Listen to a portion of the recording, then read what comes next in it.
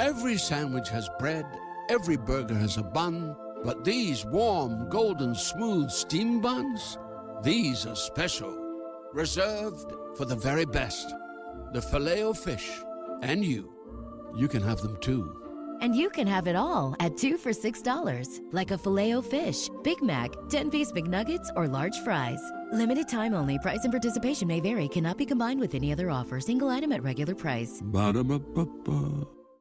The CBS Radio Mystery Theater presents...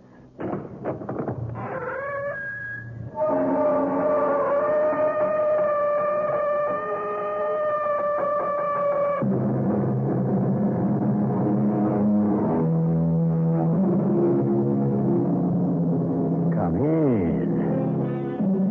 Welcome. I'm E.G. Marshall. Gambling fever. A disease that, in varying degrees, afflicts millions of Americans. In its milder form, where it's indulged in casually, it can be no more than a pastime. But the compulsive gambler finds himself on the road to perdition. An addicted gambler is doomed as surely as anyone addicted to drugs or alcohol. He will inevitably find himself face to face with disaster. Hey, you're late, Lou. I know. I've been trying to raise the money. You ought to put that to music. That's the same song I've been hearing for the last week. Look, we've been doing business for years. I've always paid before, haven't I? That's like yesterday's news. Dead. That's what you'll be unless you come up with 11 big ones before next Tuesday.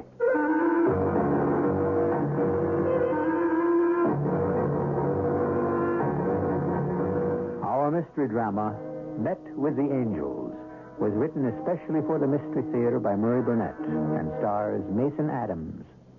It is sponsored in part by Buick Motor Division and True Value Hardware Stores. I'll be back shortly with Act One.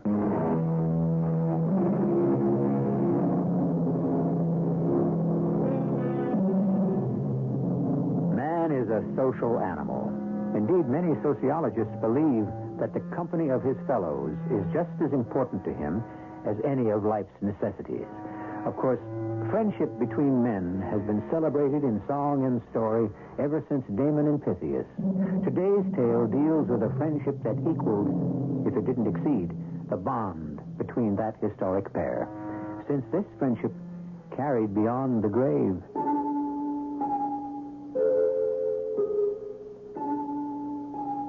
Ever since I could remember, Lou Marvin and I had been pals. From kindergarten through the University of Chicago. Although we chased different careers after we graduated, me to the advertising business, and Lou turning his charm and personal magnetism to selling, we kept in touch. And whenever Lou was in town, we were inseparable. Even during one of the worst blizzards in the history of Chicago, when Lou punched me in the mouth, saving my life at the same time that he risked his own.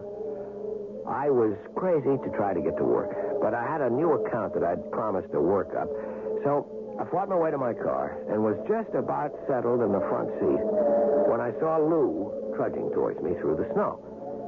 At the same time, I heard a thump. I rolled the window down to try to see what had happened, and I heard Lou calling. Stay where you are, Jason. Don't move. And get your face back in there. Are you crazy, Lou? Come on, get in and I'll give you a lift to your friendly neighborhood bookmaker. I said sit. What's going on here? Let me get out. Sorry, buddy. That's an electric power cable across the back of your car. Now, sitting where you are, you're safe as in your house. Touch 1 foot on the ground, you'll be electrocuted. Wow. Could you have told me that before you hauled off and belted me? You already had your hand on the door latch. Yeah, but you touched me and you're okay. I made sure I just hit you, not the car. Wait a minute. You mean if you'd have brushed the car when you swung at me, you'd have been fried. You're crazy, Lou. You know that? I mean, why didn't you... Look, you know my philosophy. Never ask why. Never look back. Now, I'll get a tree branch, get that power line off the car, and we'll find a poker game. Lou found the poker game. I went to work, despite Lou's beautifully persuasive sales pitch. Lou knew that I wasn't a gambler, but he liked to have me along when I could spare the time. I enjoyed watching, and I sometimes even made a small bet. I liked to think that I acted as a restraining influence, but I realized I was kidding myself. For example, one summer night we went to the Trotters. The next race, Jason, the next race is going to be the biggie. We'll win back everything we lost. Right, Lou. I mean, isn't that the way it always goes? The next race, the next football game, the next fight. Have I ever steered you wrong? Often? Well, can't win them all, you know that. Oh, I know, Lou. I know. I just don't like to lose them all, and I think you lose more than you win. Oh, come on now. No analysis tonight. Look at this horse here. Look at this. Number 6 in the next race. Rainbow. Well, that's where they say the pot of gold is. Jason, 11 to 1. That's not like you, Lou. You're a chalk player. Not when I'm out $600. Now look at him. There he is out on the track now. The roan there. Now, isn't he beautiful? You know something, Lou? You have been reading racing form since high school. Now, I don't pretend to know half as much as you, but look at this dope sheet on Rainbow. He leads all the way to the stretch, and then he quits and he finishes last. I saw that. That's the beauty of it. I figure they're setting him up for a killing. That's why he's 11 to 1. Now, come on. Let's get to the windows before we're shut out. As usual, there was no standing up against Lou's enthusiasm. I bet $5 on Rainbow. Lou bet 100. Rainbow went out to a 6-length lead with Lou screaming, "What did I tell you?" and then stopped as if he'd run into a brick wall. He finished last again. But what happened next? That's the part that you're not going to believe. There you are. Well, you were smart only to bet 5. But this time, watch. Rainbow will do it. What? The race is over. One heat. They're going to run a second. I don't. You're not gonna bet him again. Jason, that's why you're a loser. You just don't understand. Now look at the tote board. Rainbow's up to 15 to 1. They're going to make a killing. Who's they? How do I know? The owners, the insiders. Oh, boy. You know, Lou, for an intelligent guy, I really think you don't have all your marbles. You don't know anything about gambling. I know enough not to put my money on a horse running against the very same horses that just beat him by 20 lengths. Jason, now look. It costs money to run a horse in this race, doesn't it? I know about entry fees. Well, there you are. Why do you think the owners would put up this much money to enter him if they didn't think he could win? This is a put-up job. I can smell it.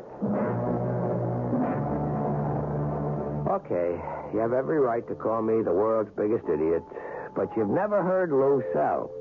His belief was so strong, and he had the ability to sweep away all logic and actually convince you that he was right.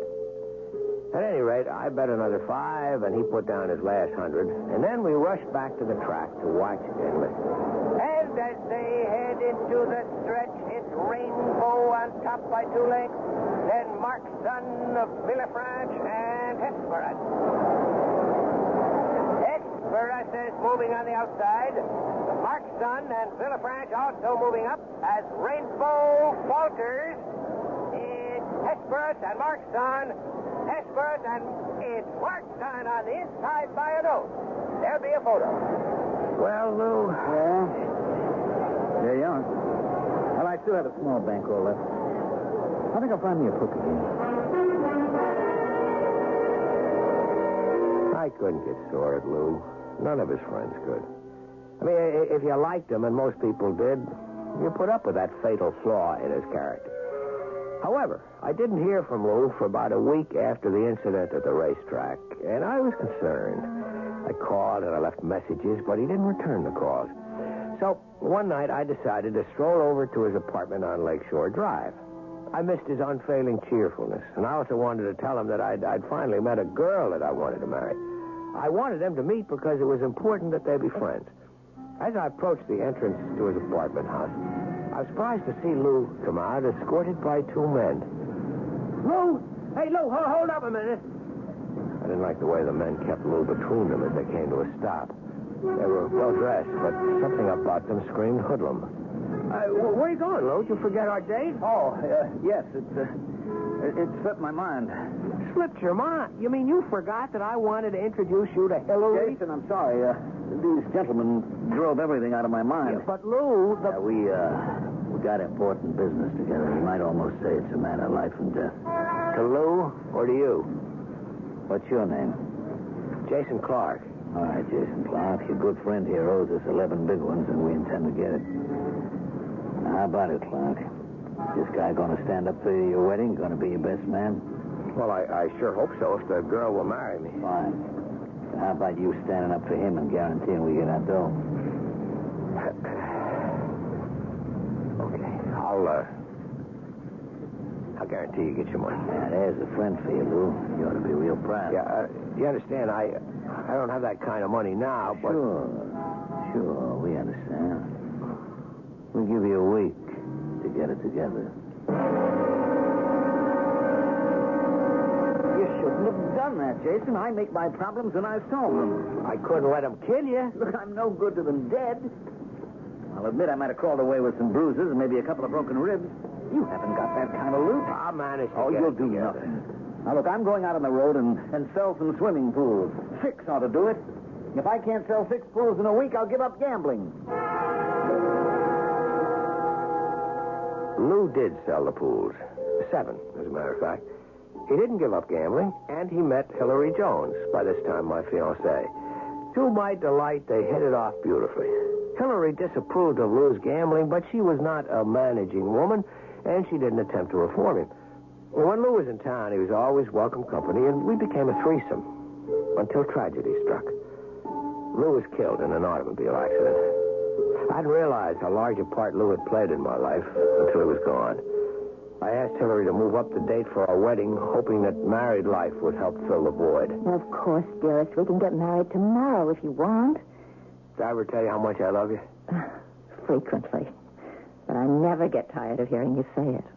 You're a remarkable woman. I know that you and your folks wanted a big wedding with all the trimmings, and yet you're willing to marry me tomorrow. I love you, Jason. You know, I wouldn't ask you to disappoint your folks and run off and get married, but it would be great if we could move the date up a couple of weeks. No problem. Great.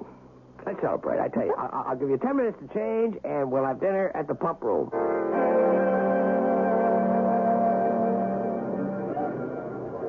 I have a very important question to ask you. Where is all the money coming from for this? Don't worry about it. We can afford it. Well, I know you do very well at the agency, but nowhere near well enough to be able to afford the luxuries you've lavished on me in the last few months. Best restaurants, the best seats, the best shows. You're objecting to the way I've been courting you? I love it. But where are you getting all the money? Oh, you'd be surprised. Darling, I think we're heading for our first quarrel. Why are you so secretive? What's going on? I'll tell you, but only upon 2 conditions. First, that you won't repeat it to a soul. And second, that you won't make fun of me. I promise. Okay. I've been gambling. Gambling? And winning. What's happening to you? You're not a gambler. You never were. Don't you remember the hours we spent talking about Lou? Trying to come up with some way of curing his gambling habit? Cool it, Hillary. It's not really gambling. You're betting. Yeah, but I can't lose. I haven't lost a bet, not once. That's ridiculous. That's impossible. Not if you're getting tips from the right source. What source? Lou, of course. Lou tells me what to bet. And he's never been wrong.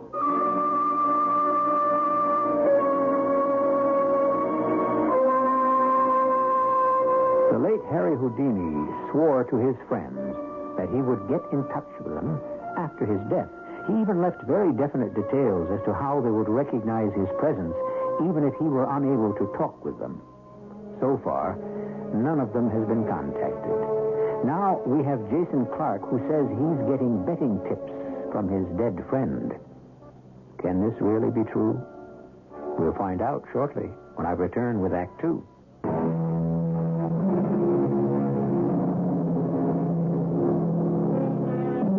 There are many spiritualists who claim to have regular conversations with the dead, but most of them maintain they reach the spirit world only through their own very special contact on the other side. Jason Clark, however, has told his fiancée that he's in direct contact with his dead friend Lou Marvin, who's giving him sure winners in sporting events. Jason, I know you believe that Lou has been giving you tips on betting. I'm trying to decide which worries me more. The fact that you're gambling or the fact that you actually think that Lou... Remember your promise. You swore that you wouldn't make fun of me. Darling, I'm not making fun. I'm just terribly worried. I know how close you and Lou were and how much his death affected you, but this is... Look, honey, please, relax. I'm not crazy. Now, just let me explain how it happened. But you can't. All right, go ahead. See, the first time I was reading a sporting page about the game between the Chicago Bears and the Giants. And suddenly, I heard Lou's voice, clearly, telling me to bet the Giants. Oh, you couldn't have. Right. I couldn't, and I didn't. I dismissed it as some sort of hallucination. But twice before the game, I heard him again. And it was just the way Lou used to talk. And I still didn't bet or do anything about it. And the Giants won. Oh, Jason, my love, that was just a coincidence. That's just what I thought until it happened again with a basketball game. So I made a small bet, and I won. And from then on, I've just listened to old Lou, and I haven't lost a single time. Darling, I'd like you to see a doctor. Yep. He's a good friend Hillary, of mine. please, Hillary, please. Just let me prove it to you. Wait a minute. I'll go out to the lobby and I'll get a newspaper. You just wait. Okay, here's a paper. Now look. Here is the list of tonight's games. Now, you pick a game. Any game. No, I don't want anything to do with this. In other words, you have a closed mind. You love me, but you won't even let me prove to you that I'm not out of my skull, that this is really happening. All right. Here. I picked the game between the Chicago Bulls and the Los Angeles Lakers. Okay, now you have me the paper. Tell her to pick another game, Jay. Well, do you hear anything? Yep, Lou says you should pick another game. I didn't hear a thing. Yeah, I know, but that's what he said. All right. But I'm only going along with this nonsense because I love you. You just pick the game. It's getting late. All right. At Boston and Philadelphia. How long are you going to stare at that paper? Take the Celtics and 6 points. Where are you going? To phone in my bet. Lou told me to take the Celtics with 6 points. Well, do you believe me now? 100, 200, 300, 500 bucks. But the Celtics lost. Yeah, but only by 3 points, and the spread was 6, so I won. Now do you believe me? I believe you won, but I don't believe... I refuse to believe that such a thing could happen. You don't believe in life after death? Maybe there is. But if there are such things as spirits, they don't go around giving people tips so that someone down here on Earth can win a lot of money. Come on, Hillary. You know what a great salesman Lou was. I mean, if anyone could sell the other world a bill of goods on gambling, Lou is the fellow who could. Jason, I don't know what's going on, but I want you to stop. Why? Because it's wrong. What's wrong about winning? I'm making legitimate bets and I'm winning. I mean, it's the easiest money I ever made in my life. We can use it to build a wonderful life. Do you realize that the ceiling is absolutely unlimited? And what happens if Lou stops sending you tips? Simple. I don't bet. I'm not a gambler. I'm just a winner. A man who acts on heaven-sent information. And if I don't get the information, I'll quit. And what happens when you lose? Well, I don't even want to think about that. Not because of the money. I mean, there's no way I'd bet enough to lose at all. But if I lose, that'll mean that something is going on inside my head, and I never was in touch with Lou at all. And how do you think I like living with that thought? You shouldn't consider it. The records show that I must be hearing from Lou that I'm betting only on sure things. But somehow, to me, that's even more frightening.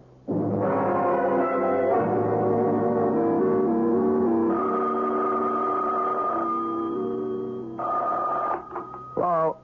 Jason, I don't want to go out for dinner tonight. What's the matter? Headache? No, I'm fine.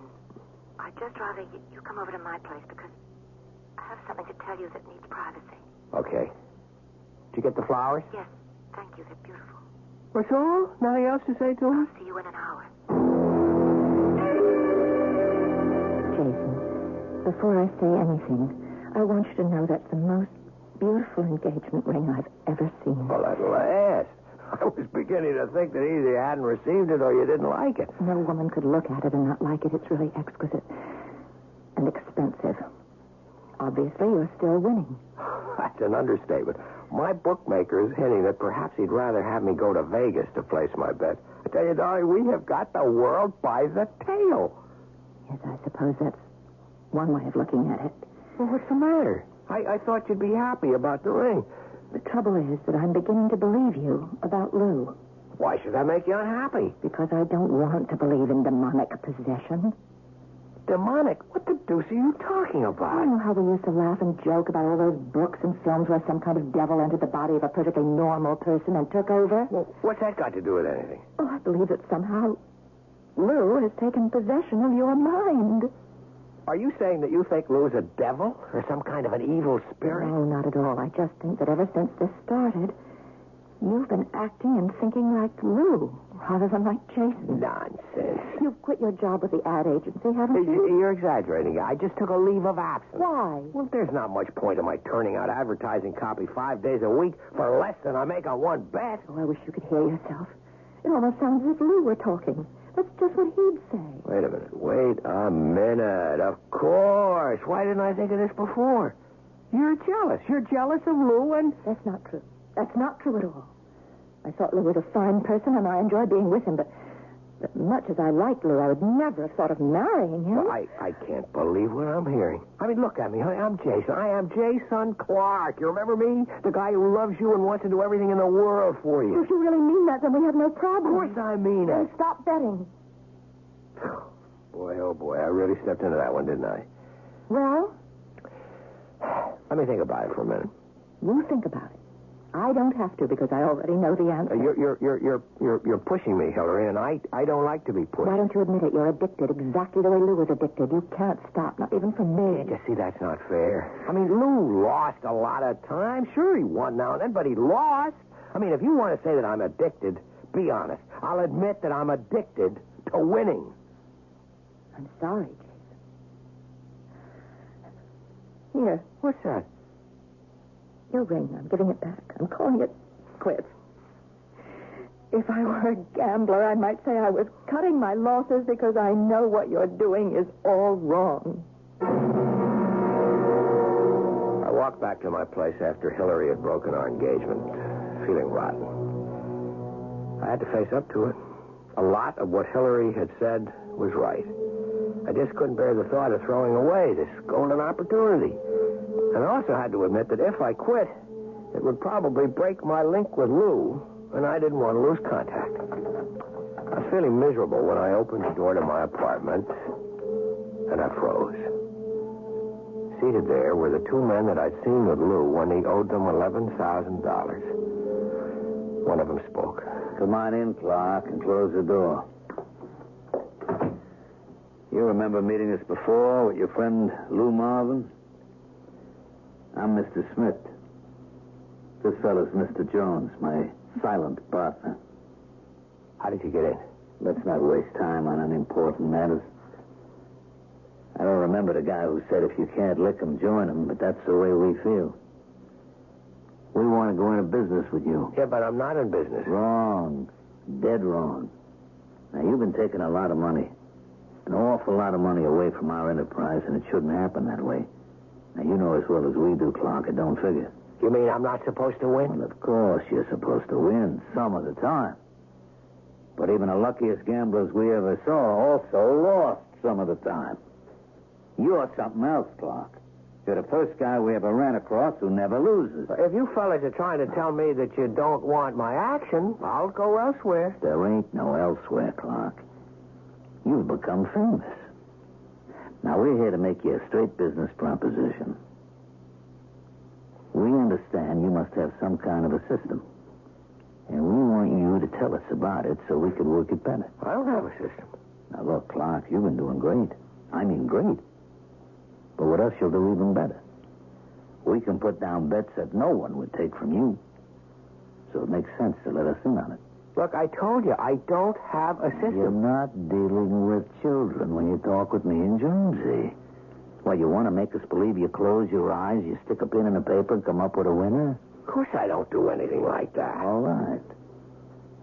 So tell us, what do you do? This is ridiculous. Ain't it?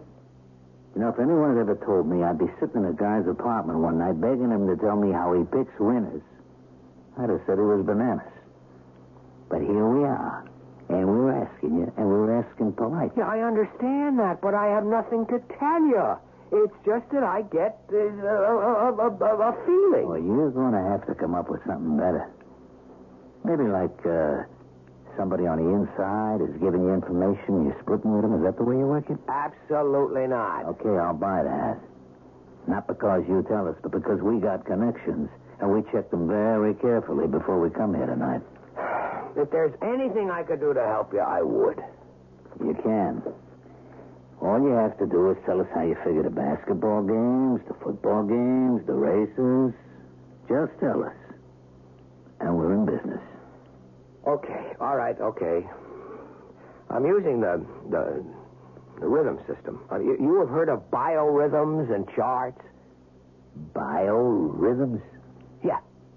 See, look, here's what I do. I get the birth date of every player, and then I use my own system of determining the biorhythms of all the key players involved. And whichever team has the players, see, with the greatest number of high in all the three categories, which are emotional and physical and astrological, well, that gives me the clue as to how to bet. And I suppose you do the same thing with the horses. Nah, that'd be silly with horses. Oh, I'm sorry. My partner has a nasty temper. I don't like violence. But I can't blame him for punching you. So come up with some answers or Jonesy's going to get so mad, he might really hurt you.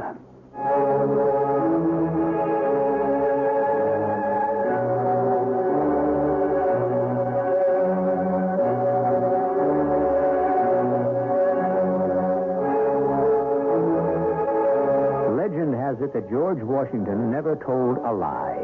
Now, that's admirable. But sometimes it's impossible to make people believe you're telling the truth when you are indeed speaking the truth, the whole truth, and nothing but the truth. That's the dilemma which confronts Jason Clark, and we'll be back to hear how he solves it shortly.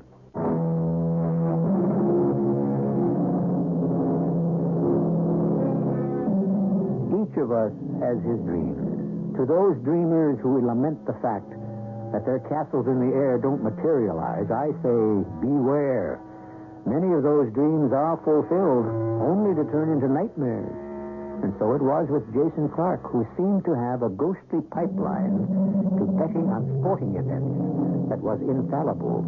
Indeed, Jason has never lost a bet. And now some very rough gentlemen are determined to find out how he does it. You feeling a little better, Clark? My nose has stopped bleeding. I guess I'm okay. Good. See, my partner here is an impatient man. I don't know how long I can hold him back. Look, you don't have to threaten me. There's just nothing I can tell you. There's nothing you believe. Try us. It's no use. It's hopeless. You're not going to come back with that what do you call that, biorhythm garbage, are you? No. All right, you seem to be learning. Now, we'll go along with something when we hear the truth. Okay, do you remember Lou Marvin? Sure. Swell guy. Now, you know that we were very close. Yeah. Look, that's ancient history. Marvin is dead. Yeah, and he's been giving me tips. Now, hold it, Jonesy. That'll be time enough for your act. First, I want to hear the rest of this fairy tale. Oh, gosh, I told you that you wouldn't believe me. Now, I'm trying, Clark. If I hear you correctly, you're getting tips from Lou Marvin, who died almost a year ago. That's right. How do you get in touch? I don't. He does. See, I'll be reading the sports news or listening to sports on the radio. Suddenly, I hear him tell me what team or what horse to bet. Mm-hmm. And I suppose you're the only one who could hear him, right? Now you've got it. No. You got it. 48 hours to come up with the real dope, or you're going to find yourself in a hospital. I didn't leave my apartment for 2 days. I didn't make a bet. I didn't even look at the sporting pages. I sat and I worried and thought and didn't come up with any answers. If Smith and Jones weren't willing to accept the truth, there was just no story I could make up that would hang together. I knew I'd have to go out sometime, and I wondered where they'd pick me up. Late the second night, my phone rang. Hello? This is Smith. Remember me? Yeah. Have you changed your mind? I can't. You've got to believe I told you the truth. Boy, I've met some stubborn guys in my time, but you take the cake. Now listen. Listen good, because you won't be hearing from me again. Yeah, you know how Jonesy feels about you. But he's not stubborn. When I showed him that if we damaged you, we might be killing a goose that laid the golden egg, he saw the logic of that right away. That makes sense. So you decided to leave me alone? That's right. But that girl you're going to marry, that Hillary Jones, that there's really a good-looking dame. Listen, if you touch her... Now, you can stop us. Just tell us your system and nothing happens to her. But if you don't, when we get through with her, nobody would want to marry her. Think it over and call me tomorrow. You know the number. Although it was well past midnight, I called Hillary. I told her I had to see her. It was a matter of life and death. I think she was still too sleepy to understand what I was saying, but she agreed to allow me to come over. All right, Jason. Now that you've got me out of bed in the middle of the night, calm down, drink some coffee. Tell me what this is all about. Well, first, Hillary, I want to apologize. I take back everything I ever said to you. About what? About this betting. I was wrong and you were right. It's big trouble. And the thing I can never forgive myself for is that you're involved. I don't see how that's possible. Darling, listen, start packing. You've got to go away. Will you please drink your coffee and make some sense? They're threatening you. That's why I called. Right after Smith hung up. We've got to find someplace where they can't find you. Listen, I know you're in some kind of panic and that you're worried about me. Why do I have to run away? Sorry, you're right again. You see, the fellas that I've been betting with came to see me. They thought that I had some kind of new foolproof system for picking winners, and they wanted to go into business with me. Of course, I told them I didn't have a system, and they didn't believe it. They threatened me. One of them took a punch at me. And finally, I told them the truth. Even about Lou? Right. Of course, they didn't believe that either. And that was 2 days ago. Well, they called me tonight. They said they wouldn't hurt me since I'm the goose that lays the golden eggs. But if I didn't tell them, they were going to beat you up and scar you for life. That's why I'm here, and that's why you've got to get out of town now. No, that's not the answer, Jason. I don't intend to run away. Believe me, Hillary, this isn't the time for heroics. No, not for panic either. Running away won't solve anything. Well, what will? Wait a minute. I'm trying to see it their way. Now, remember when you first told me about Lou giving you tips? I didn't believe you. I can understand why they didn't believe it either. Now, suppose you prove it to them. How? The same way you proved it to me. Give them a demonstration. Well, I'm not sure that Lou would go for that. Why not? I know how he felt about these guys. He hated them. And he's sure to know that they're with me, just waiting to cash in. But if he knows all that, he must know the spot you're in. Yeah, I suppose he does. Don't you think Lou was too good a friend of yours to let you down? He got you into this. Now give him a chance to get you out. We talked about it for the rest of the night. But I really knew deep down that it was the only sensible suggestion. Now it is up to me to persuade Smith and Jones to come to a demonstration. The next day, I called the number that Smith had given me. Hello? It's Jason Clark. Listen, I'm going to give you a demonstration. I'm going to show you just how I work it. Why don't you just write it out for us, or is it too complicated? It's very simple. But the only way that I'm going to get you to see how it works is to watch me in action. I don't like the way you're talking. You're not going to be stupid enough to try to pull another fast one, eh? How can I? You're going to be right with me. You're going to see me and hear me, and then... All right. Be at the Regal Hotel, room 915 at 4:30 this afternoon. That's too late. I want to be with you in time for the afternoon races. Okay. Then make it 12:30. Yeah, and have a daily racing form there, will you? How about a crystal ball? No, thanks. I'm bringing my own. All the way to the hotel, I was forcing my brain to send messages to Lou. They all added up to the same thing, a plea to him not to let me down. I got there on the dot, and the big gorilla called Jonesy let me in and hung a do not disturb sign outside, and then carefully locked and bolted the door. We sent down for some food. Help yourself. Oh, thanks. All right, Jonesy, give him the racing form. Let's watch him work.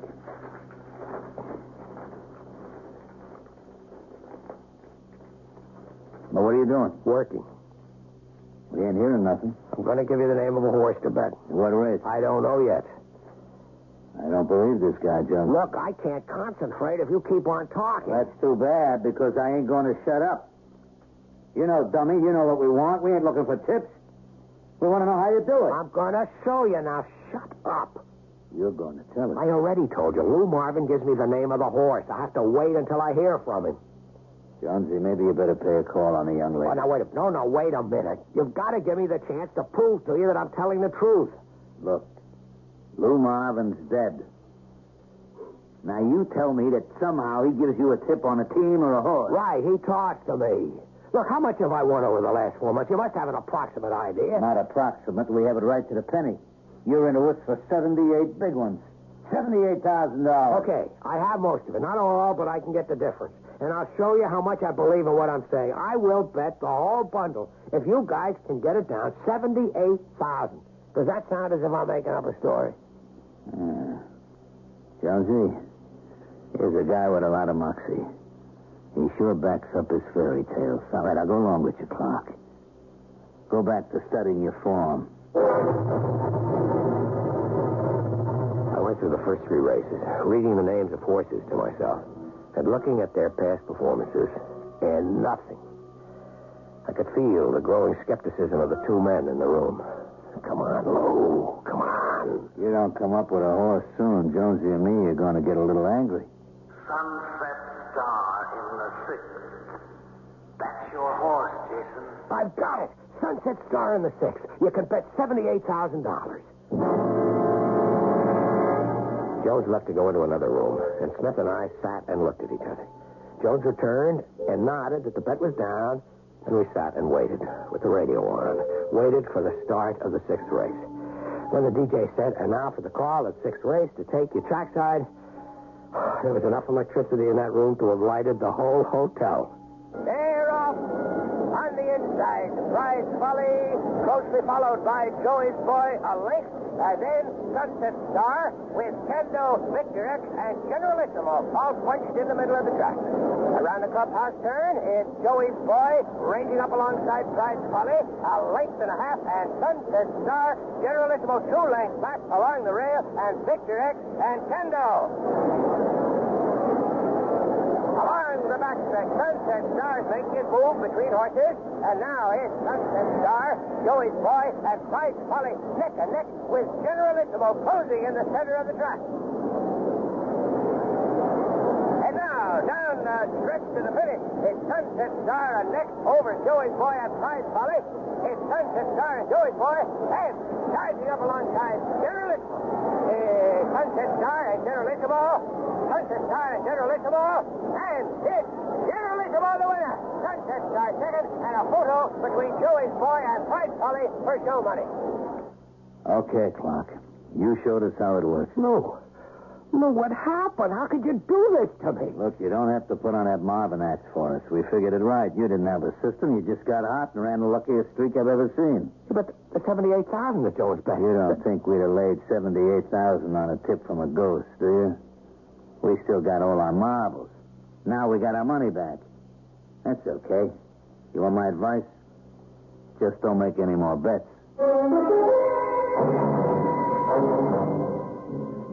When I got back to Hillary's apartment, she took one look at my face and she threw her arms around me joyfully. Oh, darling, I'm so glad. I'm so glad. You're glad? You're glad? You're happy I've lost all the money I I don't made? care about the money.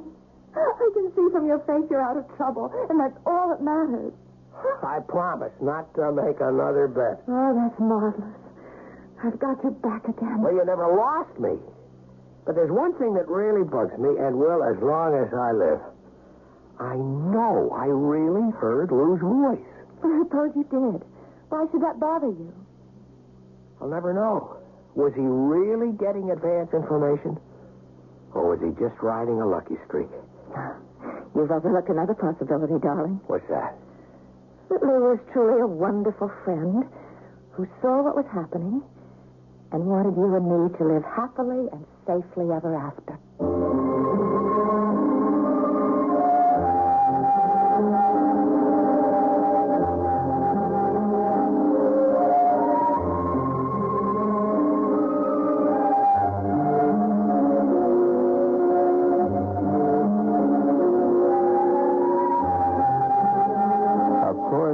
Some questions to which there are no answers. And I'm sorry that I can't choose for you between the 3 alternatives and tell you which one was true. There are always skeptics, and they will say that Jason Clark only imagined he heard the voice of his friend.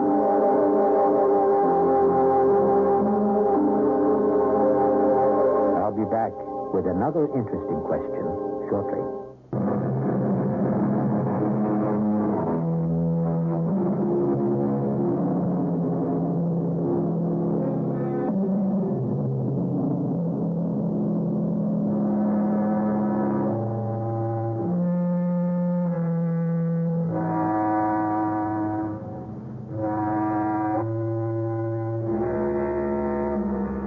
The question that intrigues me about today's tale of friendship and the compulsive gambler is, if indeed Lou Marvin was really sending messages from the spirit world to his friend and getting a vicarious pleasure from making bets through Jason, what happened to Lou when he could no longer gamble? Did heaven or Lou make some other arrangement?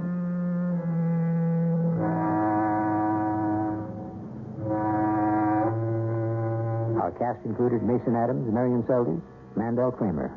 The entire production was under the direction of Hyman Brown. And now, a preview of our next tale. We'll just let you cool off in this cell for a bit, Mr. Leach. Sheriff, I am legally entitled to make a phone call. Go right ahead if you can find a phone in here. I want an explanation, Sheriff. I want an explanation of what is going on. Doesn't everybody? I am legally entitled to hear the charges against me. You had your chance to leave peaceably, boy. You know, you're not going to get away with this. I am a reporter, Sheriff. I am here on assignment. If I'm not back in Dallas in 3 days, my boss is going to start making inquiries. Well, you can go right ahead and do that. He won't find a single person in this town who will admit that you was ever here. This is E.G. Marshall inviting you to return to our Mystery Theater for another adventure in the macabre. Until next time, pleasant dreams.